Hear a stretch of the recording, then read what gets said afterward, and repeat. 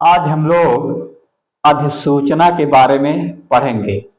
और अधिसूचना और विज्ञप्ति दोनों एक ही होती है और दोनों का एक ही प्रारूप होता है, इसलिए अधिसूचना को विज्ञप्ति भी कहा जाता है। अब देखिए, ये जो अधिसूचना है या विज्ञप्ति है, इसी को अंग्रेजी में नोटिफिकेशन कहते हैं।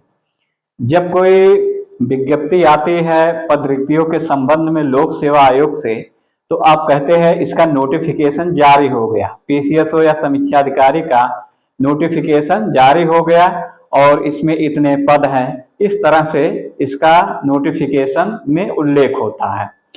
अक्सर आप देखोगे व्यवहार में जैसे समाचार पत्र होते हैं, उसमें भी लोक सेवा आयोग की विज्ञप्तियां या भारत सरकार की विज्ञप्तियां जारी होती हैं।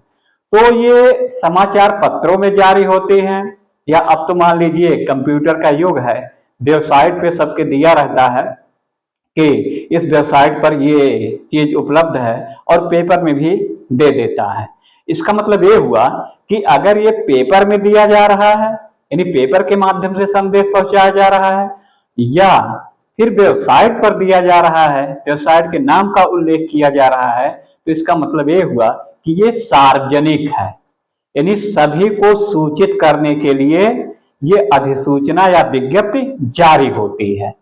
एक बात है, इसकी एक विशेषता यह होती है जो कि किसी पत्रों में नहीं होती, कि इसका प्रकाशन सरकारी गजट में अवश्य होता है। इसीलिए कभी कभी इसे संक्षिप्त में विशिष्ट पत्र के नाम से भी जाना जाता है और इसकी परिभाषा ऐसे दे दिया जाता है कि सरकारी गजट में प्रकाशित होने वाले पत्र को ही अधिसूचना या विज्ञप्ति कहते हैं। तो एक बात ये हो गई। दूसरी बात ये है कि अधिसूचना या विज्ञप्ति जो जारी होता है, ये श्रेष्ठ व्यक्ति द्वारा होता है, किसी विशिष्ट व्यक्ति द्वारा होता है।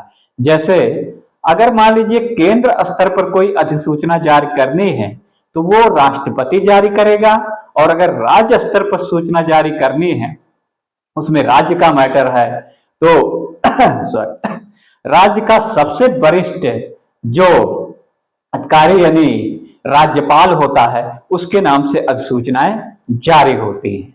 अब आपके मन में एक सवाल आता है, लोक सेवा आयोग से भी अधिसूचना विज्ञप्ति जारी होती है, तो लोक सेवा आयोग से जारी हो या किसी और आयोग से जारी हो, तो अगर ये विज्ञप्ति जारी हो रही है तो लोक सेवा आयोग का वरिष्ठ जो अधिकारी होगा वो जारी करेगा। तो इसका प्रकाशन ये गजट में होता है, इसीलिए इसे विशिष्ट पत्र कहते हैं। अब देखिए इसमें क्या होता है। जैसे मान लीजिए सरकार ने कोई नीतियां बनाई, या सरकार के कोई निर्णय है, या सरकार का कोई आदेश है, कोई नियमावली है, पदोन्नति है, इस तरह से और कोई सूचना अगर देनी हो तो वो अधिसूचना या विज्ञप्ति के माध्यम से दिया जाता है।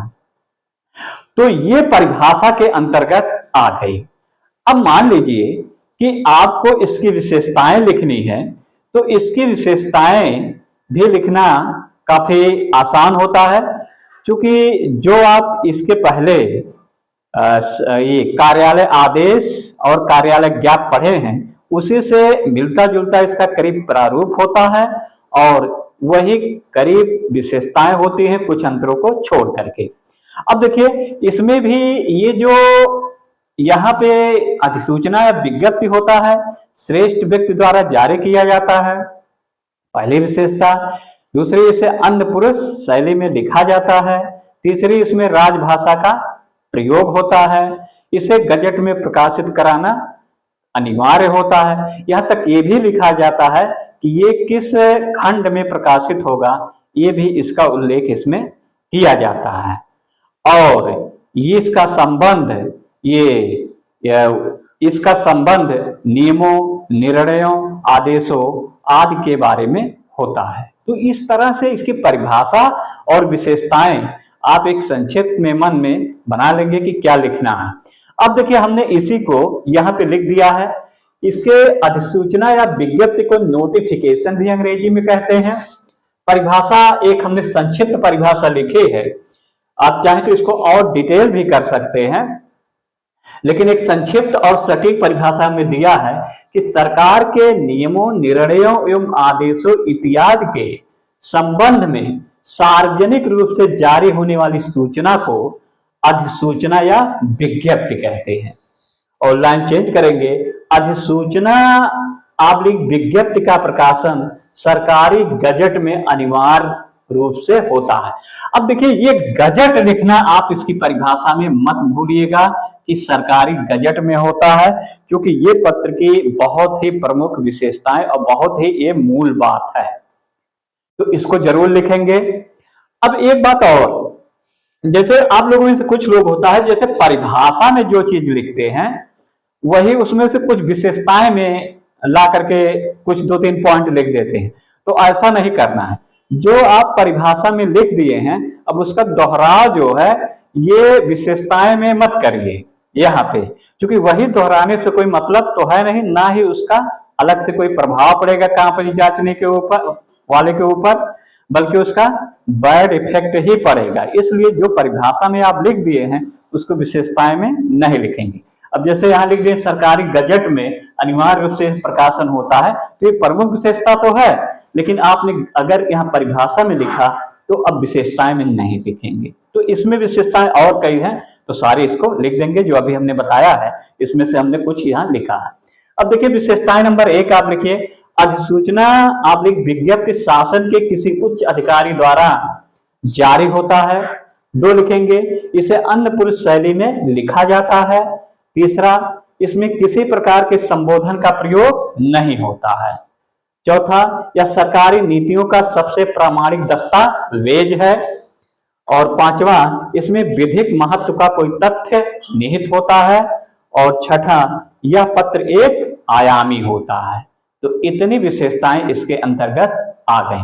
अब देखिए विशेषताएं आप जान गए और परिभाषा भी पता हो गया, तो इसमें एक सवाल और बन सकता है कि इसका जो आप वो बनाते हैं, आलेख बनाते हैं या कह लीजिए इसका प्रारूप बनाते हैं, तो प्रारूप जो बनाते हैं, नमूना बनाते हैं, ड्राफ्ट बनाते हैं, इसी को कहते हैं।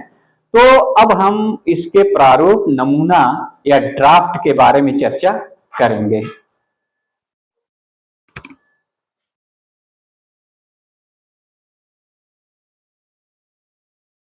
ये आपका अधिसूचना या विज्ञप्ति का प्रारूप है, और इसमें एक देखने से पता चलता है कि जैसे आप कार्यालय आदेश का प्रारूप पढ़े थे उसी से एकदम मिलता जुलता है। एक लेकिन बहुत बड़ा अंतर ये है कि यहाँ देखिए लिखा है आज्ञा से। किसकी आज्ञा से है, यहाँ एक अंतर ये होता है। और ये अधिसूचना या विज्ञप्ति है तो इसको तो लिखेंगे। तो इसमें कुछ चीजें हम और बताते हैं अभी। जैसे एक तो होता है कुछ चीजें व्यवहारिक होती हैं जो कि जारी होती हैं, और एक होता है जिसे आप पढ़ते हैं। तो दोनों ही हम इसको बता रहे हैं कैसे क्या है।